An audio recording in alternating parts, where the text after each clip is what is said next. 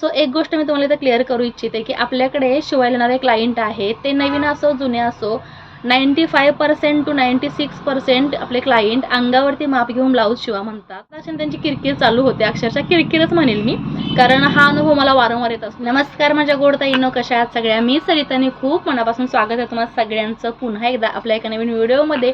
बऱ्याच वेळेला आपण कटोरीचं मेजरमेंट कसं काढायचं किंवा बऱ्याच बिगनर्स ताई आहेत किंवा या बिझनेस करतायत त्यांच्यासाठी एक प्रॉब्लेम होतो. त्यांच्या कमेंट सेक्शनला वारंवार कमेंट असतात, म्हणूनच हा व्हिडिओ शेअर केलेला आहे की कटोरीचं मेजरमेंट आपण काढतो, मग ते कपड्यावरती असो किंवा पेपर कटिंग असो, आपण जेव्हा कटोरी ब्लाऊजचा मेजरमेंट काढतो, बॅक पार्ट आणि फ्रंट पार्टची कटोरी जी आहे त्या काढतो, तर मला प्रश्न असा विचारला गेलेला आहे की ताई तुम्ही दरवेळेला कटोरी कटिंग करता त्यावेळेला प्रत्येक मापाच्या ब्लाऊजचं पेपर कटिंग ठेवता का किंवा प्रत्येक माप पेपरवरतीच कटिंग करता का आणि ते माप पुन्हा जपून ठेवता का पुढच्या ब्लाऊजच्या मेजरमेंटसाठी किंवा त्या साईजचा जर ब्लाऊज आला त्यासाठी ते कटिंग जपून तुम्ही ठेवता का? तर दरवेळेस पेपर कटिंग काढावं की नको, किंवा मी कसा पेपर कटिंगचा यूज करते, कटोरी ब्लाऊज माझ्याकडे जर शिवायला आलं तर कशा पद्धतीने मी पेपर कटिंग वापरते, डायरेक्ट कपड्यावरती कटिंग करते की पॅटर्न ठेवलेले असतात काढून त्याच्यावरती मी मार्किंग करून ते कटिंग्स वापरून मी क्लॉथ कटिंग करते. तर हे सगळे तुमचे प्रश्न आहेत, त्यांच्या सगळ्या प्रश्नांची उत्तरं मी या व्हिडिओमध्ये दिलेली आहेत. त्यासाठी व्हिडिओ तुम्ही शेवटपर्यंत पहा, अजिबात स्किप करू नका. बऱ्याच गोष्टी बऱ्याच टिप्स मी या व्हिडिओमध्ये तुम्हाला सांगितलेल्या आहेत. सो तुम्ही जर व्हिडिओ पहिल्यांदाच पाहत असाल किंवा आपल्या चॅनलवरती नवीन असाल, चॅनलला सबस्क्राईब करा असे छान छान व्हिडिओ पाहण्यासाठी, आणि बेल आहे त्यावरती सेट करा, म्हणजे येणारे नवीन व्हिडिओज आहेत तुम्हाला नोटिफिकेशन त्याचं येत जाईल, तुमच्या वेळेनुसार तुम्ही ते व्हिडिओ पाहत जाल. चला तर मग आता व्हिडिओला सुरुवात करूया. आपण जेव्हा कटोरी ब्लाऊज शिवतो, कोणताही कटोरी ब्लाऊज आपल्याला मेजरमेंटला आला, शिवायला आला, अंगावरचं मापसुद्धा घ्या म्हणतात क्लायंट, किंवा मापाचं ब्लाऊजसुद्धा आणून देतात. अंगावरचं माप कसं घ्यायचं हे सुद्धा मी प्रॉपर व्हिडिओ दाखवलेला आहे. कटोरी ब्लाऊजचं माप कसं घ्यायचं हा सुद्धा व्हिडिओ दाखवलेला आहे. कटोरी ब्लाऊजचं कटिंग वेगवेगळ्या मापामध्ये हे सुद्धा आपल्या व्हिडिओ चॅनलवरती अपलोड केलेले आहेत. तुम्ही आपल्या चॅनलवरती नवीन असाल किंवा आपले व्हिडिओ तुम्ही पाहिलेले नसतील, आता नवीन आपल्या फॅमिलीमध्ये जॉईन झाला असाल तर या अगोदरचे होम पेजवरती जाऊन सर्च करून तुमच्या वेळेनुसार ते व्हिडिओ पाहू शकता. जितके शक्य होतील तितके मी तुम्हाला कटिंगचे व्हिडिओ पुन्हा पुढे दाखवतच राहणार आहे. सो आजचा मुद्दा काय आहे आपला, की माझ्याकडे जेव्हा कटोरी ब्लाऊज शिवायला येतं तेव्हा मी पेपर कटिंग करते, डायरेक्ट कपड्यावरती कटिंग करते, किंवा मी पेपर कटिंग्स काढून ठेवलेले असतात त्याच्या हिशोबाने कटिंग करते. सो एक गोष्ट मी तुम्हाला इथं क्लिअर करू इच्छिते की आपल्याकडे शिवायला येणारे क्लायंट आहेत ते नवीन असो जुने असो 95% टू 96% आपले क्लायंट अंगावरती माप घेऊन ब्लाऊज शिवा म्हणतात. त्याचं कारण त्यांनाच माहिती, पण मला सुद्धा ते इझी पडतं अंगावरती माप घेऊन पटकन आपण ते माप घेतलं, शिवलं. आणि बरेच 5-6% 4-5% क्लायंट अशा आहेत ते रेग्युलरचं माप राहावं आहे असं ब्लाऊज आपल्याला मिळावं, त्यांच्या मनामध्ये थोडा डाऊट असतो की पुन्हा माप घेऊन शिवलं तर माप बिघडेल की काय. हे कोणत्या केसमध्ये होतं, ज्या एका ब्लाऊजवरती बरेच दिवस तेच ब्लाऊज त्यांना फिटिंग होतं, अजिबात तब्येत कमी जास्त होत नाही, परफेक्ट फिटिंग त्यांचं राहतं एकाच ब्लाऊजवरती, ते ब्लाऊज घातल्यानंतर त्यांना कम्फर्टेबल वाटतं. इतर ब्लाऊज शिवल्यानंतर सुद्धा जुनं ब्लाऊज जे आहे ते घातल्यानंतर जास्त कम्फर्टेबल वाटतं, असं प्रत्येकाचा समज असतो वेगवेगळा. सो त्या केसमध्ये त्या ताई आहेत किंवा त्या क्लायंट आहेत आपल्याला अंगावरचं माप न घेता मापाचा ब्लाऊज आणलेला आहे, याच पद्धतीने शिवा आणि याच पद्धतीने उंची गळा वगैरे सगळं मला हवा आहे असं सांगतात. अंगावरच्या मापामध्ये एक गोष्ट होते, त्या केसमध्ये नवीन जर क्लायंट आलं तर त्यांना ब्लाऊजची उंची किती आहे ते माहीत नसतं, ब्लाऊजचा गळा डीप किती आहे ते अंदाज नसतो. माहीत जर असेल तर अंदाज नसतो. त्यावेळेला बऱ्याच वेळेला असा सुद्धा प्रॉब्लेम तुमच्याशी झाला असेल की अंगावरचं माप घेतलं, ब्लाऊजची उंची हाईटप्रमाणे 14 इंच आहे, त्यांनी 13.5 इंच 13 इंच सांगितली, आणि गळा जर 10 इंच असेल त्यांना वाटलं की टेप लावल्यानंतर जास्त मोठा होतोय म्हणून त्यांनी 9 इंच सांगितलं, किंवा 9 इंच गळत असेल त्यांना अंदाज नसेल त्यांनी 10 इंच सांगितलं, आणि ब्लाऊज शिवल्यानंतर त्यांच्या कंप्लेंट असतात की ब्लाऊज पाहता असेल त्यांची किरकिर चालू होते, अक्षरशः किरकिरच म्हणेल मी, कारण हा अनुभव मला वारंवार येत असतो. नवीन क्लायंट असतील तर मी चान्स घेत नाही की मॅडम किंवा ताई तुम्ही ज्या कोणी आहेत त्यांना अगदी प्रेमाने समजवते, तुमच्या हाईटप्रमाणे तुम्हाला उंची ब्लाऊजची 14 हवी आहे, 14.5 हवी आहे, किंवा 13.5 हवी आहे, 13 हवी आहे. त्याच्यातून तुम्हाला जर उंचीचा अंदाज नसेल तर तुम्ही म्हणाल तितका मी टेप पकडलेला आहे. आपण जेव्हा उंचीला टेप पकडतो तेव्हा आपण इथपर्यंत जर 14 इंच उंची असेल तर 14 इंच सांगतो, 13.5 असेल 13.5, 13 असेल 13, किंवा 14.5 15 सुद्धा सांगतो.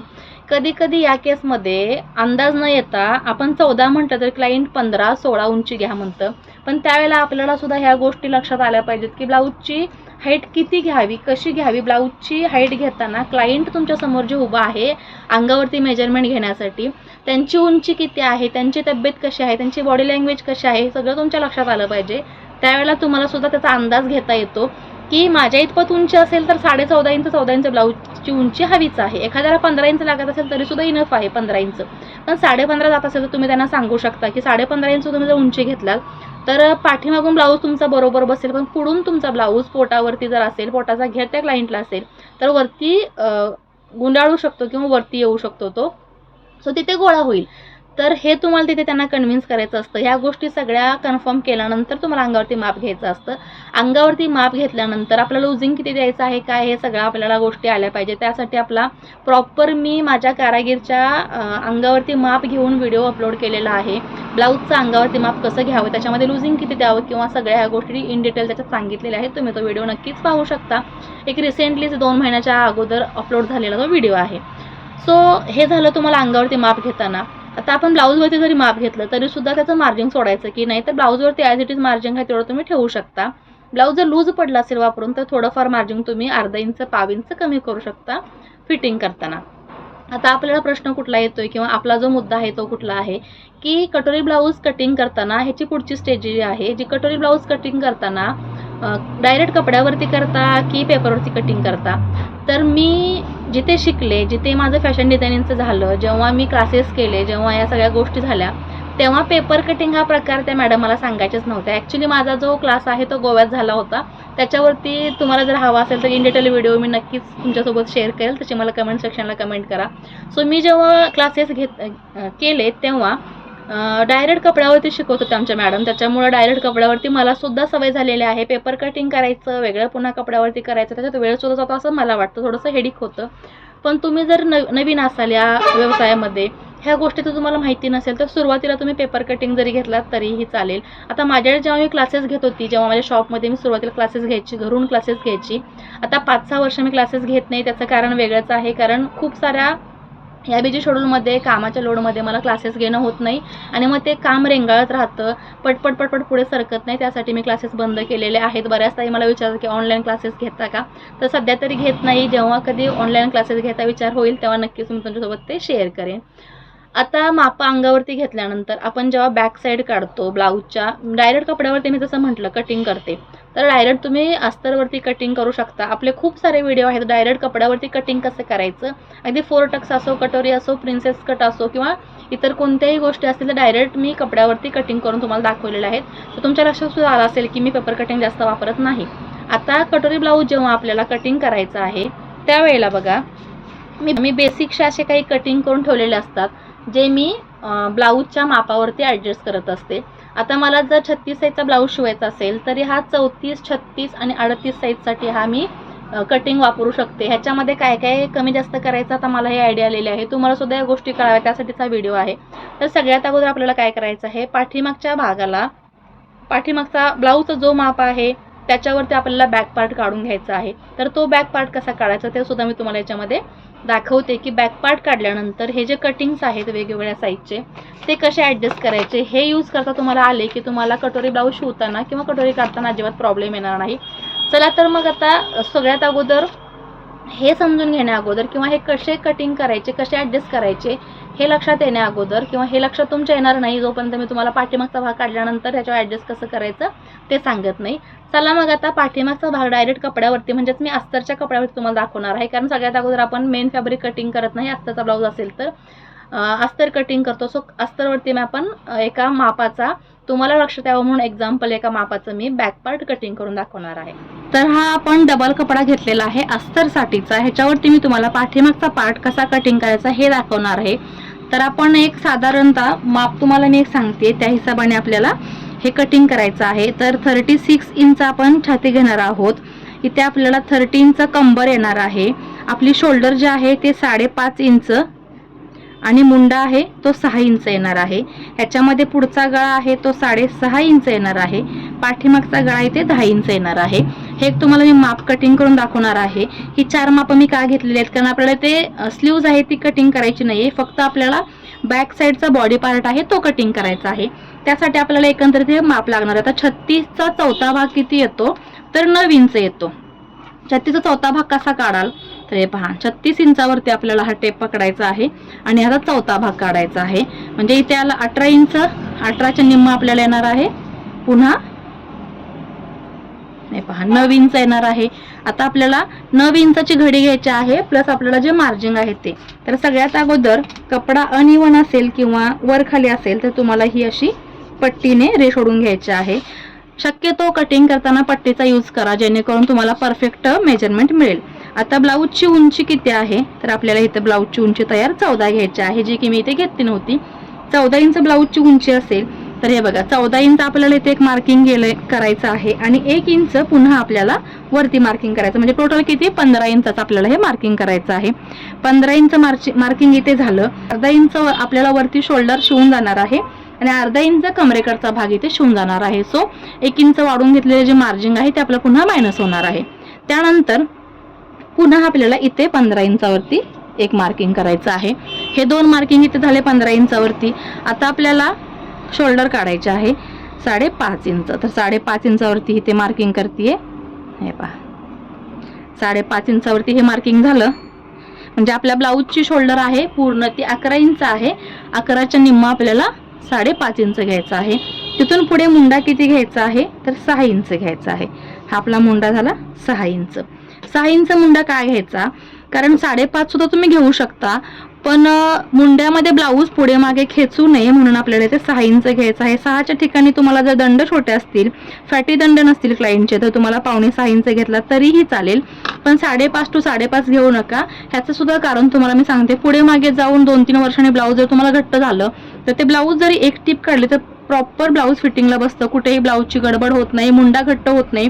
बऱ्याच वेळेला हा पार्ट जो आहे ब्लाऊजचा तो खूप घट्ट होतो जुना ब्लाऊज असल्यानंतर. सो तो प्रॉब्लेम तुम्हाला या केसमध्ये येणार नाही. आता त्यानंतर आपल्याला 9 इंचाची घडी घ्यायची आहे. इथून हे आपल्याला 9 इंच एक मार्किंग करायचं आहे आणि पुढे जे आहे आपल्याला 1.5 इंच मार्जिंग घ्यायचं आहे. इथे तुम्ही 1.5 इंच घेऊ शकता, 2 इंच घेऊ शकता, तुमच्या मर्जीवरती आहे की तुम्हाला मार्जिंग इथे किती ठेवायचं आहे. टोटल आपण घडी किती टाकलेली आहे 10.5 इंचावरती. 9 इंच छातीचा चौथा भाग टाकलेला आहे, 1.5 इंच मार्जिंग टाकलेलं आहे. 10.5 इंच झालं तर तुम्हाला इथे मी माझी पद्धत आहे सरळ हे मार्किंग करायची.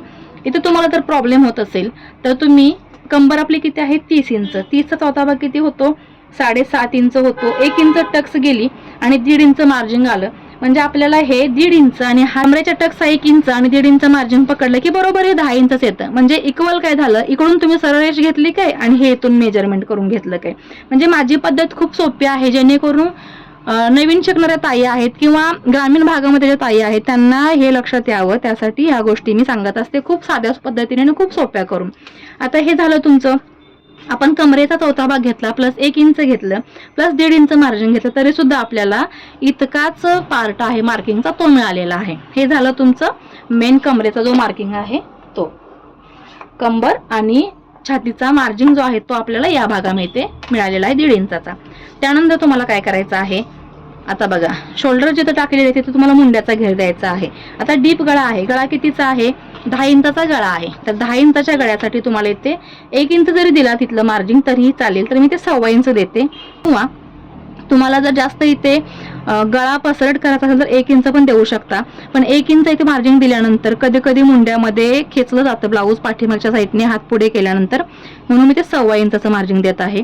1.25 इंचाचं मार्जिन दिलं की आर्म होल कसा काढायचा आहे तुम्हाला सांगते. हा 6 इंच आहे ना, 3 इंचावरती इथे मार्किंग करा आणि हा तुमचा इथे छातीचा भाग आहे त्याचं मार्किंग आहे. सो तुम्हाला आता हा भाग इथे या पद्धतीने गोलाकार करायचा आहे. हे पहा इतक्या सोप्या पद्धतीने आर्म होल काढता येतो. ह्याच्या 1/2 इंच पाठीमागे घ्यायचा आहे, तिथून निमुळता आपल्याला यायचं आहे. हा झाला तुमचा बॅक पार्ट. फ्रंट पार्ट असतो त्याला तुम्हाला 1/2 इंच मार्जिन आत घ्यावं लागतं. तर फ्रंट पार्ट सुद्धा मी तुम्हाला सांगते. फ्रंट पार्ट हा आपला असा जातो. तर हा आपला 1/2 इंच मार्जिन आत आला की पाठीमागचा भाग जो आहे तो 1.25 इंचावरती घेतलेला आहे, पुढचा भाग 1/2 इंच कमी घेतलेला आहे. आणि आता गळ्याचं मार्किंग आपण करून दाखवूया. गळा इथं 10 इंच आहे, 10 इंचामध्ये 1/2 इंच वाढून ते 10.5 इंच घ्यायचं आहे आपल्याला. त्यानंतर शोल्डर किती घ्याल तर तुम्हाला शोल्डर इथे शोल्डरची रुंदी आहे गळा रुंदी ती 2.25 इंच घ्यायची आहे. 2.5 सुद्धा घेऊ शकता. तुम्हाला जर पसरट गळा हवा असेल तर 2.5 इंच घ्या. पसरट गळा जास्त नको असेल तर इथे तुम्ही 2.25 इंच घ्या, कारण शिवल्यानंतर तो पुन्हा 1/2 इंच मायनस होतो. सो 2.5 इंचाचा गळा रुंदी मिळते. आणि पसरट हवा असेल तर 2.5 इंच घेऊन 1/2 इंच आपण शिवतो त्यावेळेला सुद्धा तो 2.25-3 इंचाचा पसरट गळा होतो. त्यासाठी तुम्हाला हा भाग घ्यायचा आहे इथे 2.25 इंच. 2.25 इंच घेतल्यानंतर खाली तुम्हाला जी काही रुंदी घ्यायची आहे 3 इंच 3.5 इंच घेऊ शकता आणि इथे तुम्हाला गोलाकार द्यायचा आहे तो गोलाकार देऊ शकता किंवा कोणताही इथे वेगळा आकार असू शकतो, पानगळा असू शकतो, ॲज इट इज स्क्वेअर असू शकतो, पंचकोनी असू शकतो किंवा हा राऊंड असू शकतो.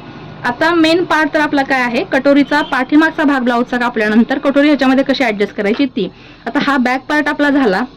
गळ्याच्या शोल्डरच्या ह्या गोष्टी आहेत त्या अजून एका व्हिडिओमध्ये तुम्हाला क्लिअर केल्या जातील की गळा मोठा असेल लहान असेल तर गळ्याच्या उंचीनुसार शोल्डरची रुंदी किती प्लस करायची किती मायनस करायची, मुंडा कसा प्लस करायचा कसा मायनस करायचा, हा सुद्धा सविस्तर व्हिडिओ आपल्याला घेऊन येणार आहोत आपल्या माहितीसाठी इन डिटेल. आता हा झाला आपला पाठीमागचा भाग. आता पाठीमागचा भाग काढल्यानंतर ह्याच्यामध्ये तुम्हाला पुढचा भाग काढायचा असेल कटोरीचा तर साहजिक आहे की बिगिनर्स असाल किंवा तुम्हाला ह्याच्यातल्या गोष्टी माहीत नसतील तर सरळ तुम्हाला पुन्हा पेपर कटिंग करावं लागणार आहे. पाठीमागचा भाग आणि पुढचा भाग वेगवेगळा कटिंग करावा लागणार आहे. हा भाग ठेवून याच्यामध्ये सुद्धा 1 इंच वाढवून पुन्हा आपल्याला पुढचा भाग पेपरवरती कटिंग करायचा आहे आणि त्याच्यामधून तुम्हाला कटोरी काढायची आहे. ती कटोरी पुन्हा तुम्हाला ह्या ज्या कटिंगमधून कटोरी निघते ती पुन्हा तुम्हाला वाढवून घ्यायची आहे. म्हणजे हे सगळे झंझट आहे लांबड लागत जाते. ह्याच्यामध्ये सुद्धा मी तुम्हाला डायरेक्ट कपड्यावरती कटोरी कशी वाढवायची आपण जे कटिंग करून काढतो हा भाग जो आपला आहे कटोरीचा साईड पार्ट आणि हा कटोरीचा पार्ट जो निघतो इथे क्रॉस पट्टी निघते त्याच्यामध्ये सुद्धा कटोरीचा पार्ट लागलीच कटिंगमध्ये कसा वाढवायचा हा सुद्धा व्हिडिओ आपण आपल्या चॅनलवरती अपलोड केलेला आहे. तो सुद्धा तुम्ही पाहू शकता. त्याची लिंक मी खाली देते डिस्क्रिप्शनला, तुम्ही पाहू शकता. आता हे जे आपलं बॅक पार्ट झाला ह्याच्यातून सोपी पद्धत कशी आहे कटोरीची किंवा मी मेजरमेंट जे हे माप काढलेले आहेत कटिंग्स काढलेले आहेत ते कसे वापरते हे पाहूया.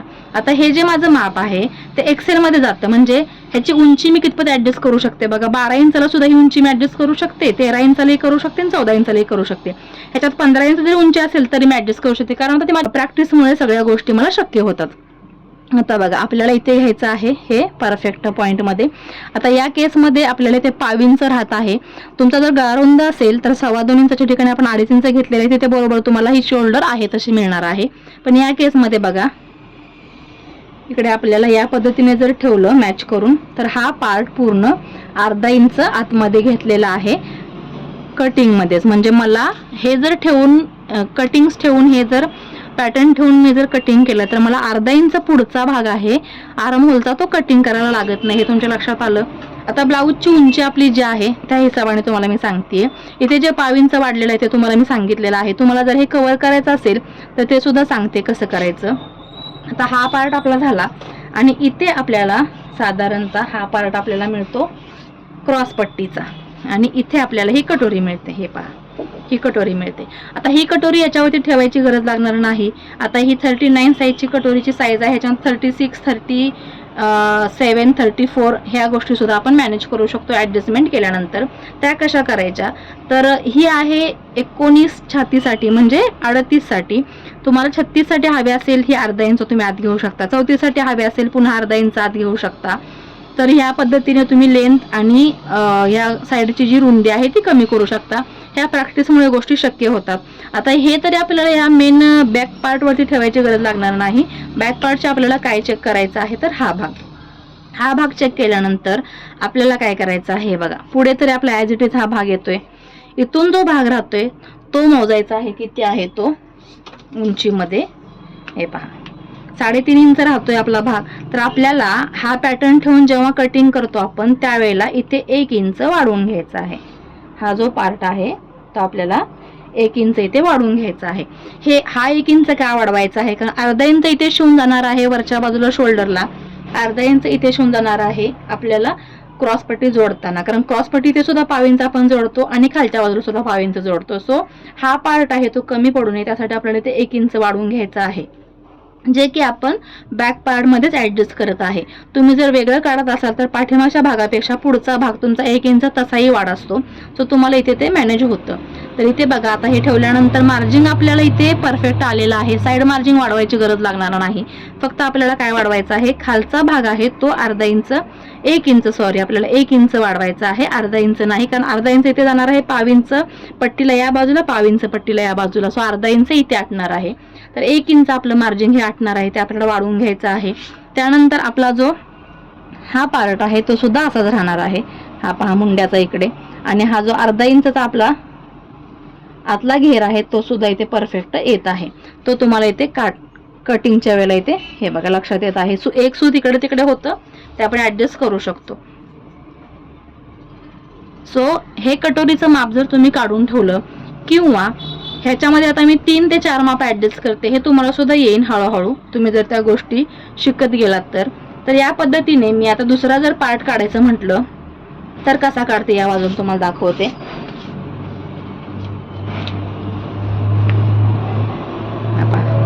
हा पार्ट मी इथे ठेवतीये आणि याचं मार्किंग करते. आता मार्किंग करताना तुम्हाला दाखवतीये की एक्झॅक्टली मार्किंग कुठे करायचं आहे आणि कुठे वाढवायचं आहे. हे आपल्याला ॲज इट इज घ्यायचं आहे.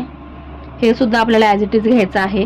इथे जर तुम्हाला मगाशी गळा रुंद हवा होता किंवा नको असेल तरी 2.25 इंचावरती घेतलेला आहे. ते आपल्याला हलकंसं इथे 1.5 इंच वाढवून घ्यायचं आहे.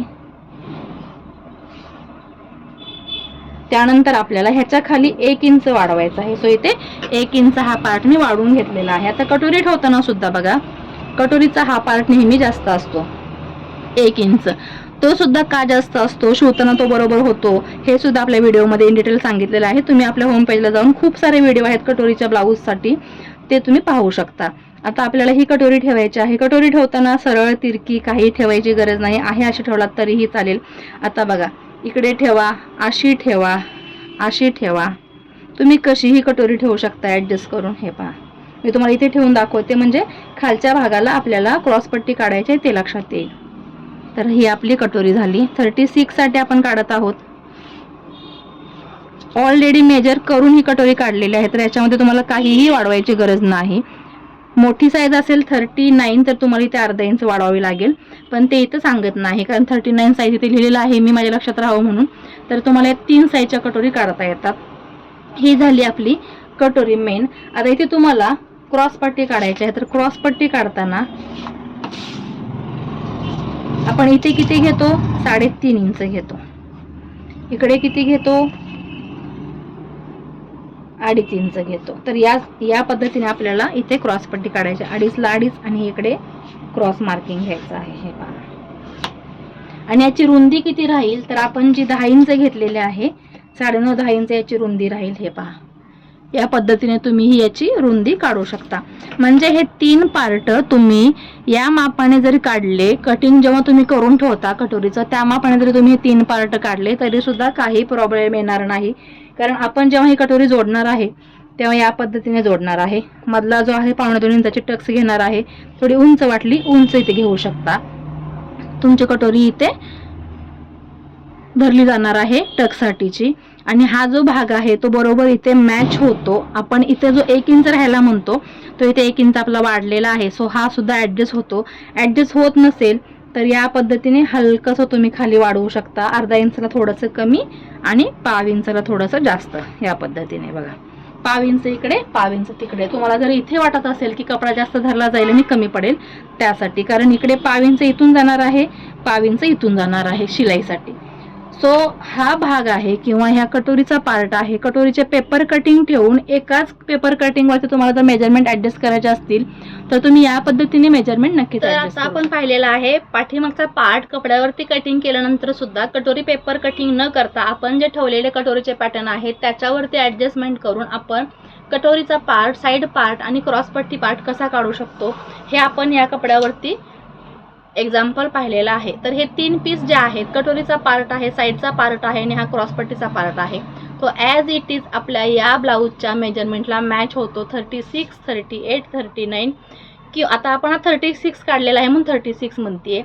पण हे जे 2 पॅटर्न आहेत हे 2 ते 3 साईजला 4 साईजला मी ॲडजस्ट करते. सो तुम्ही सुद्धा प्रॅक्टिसने तुम्हाला लगेच येईल असं मला म्हणायचं नाही आहे. पण तुम्हाला जर ह्या गोष्टी कळत नसतील किंवा ॲडजस्टमेंट कळत नसेल तर तुम्ही सरळ सरळ पेपरवरती वेळ असेल तेव्हा प्रत्येक मापाची एक पेपर कटिंग काढा, ते कटिंग करा.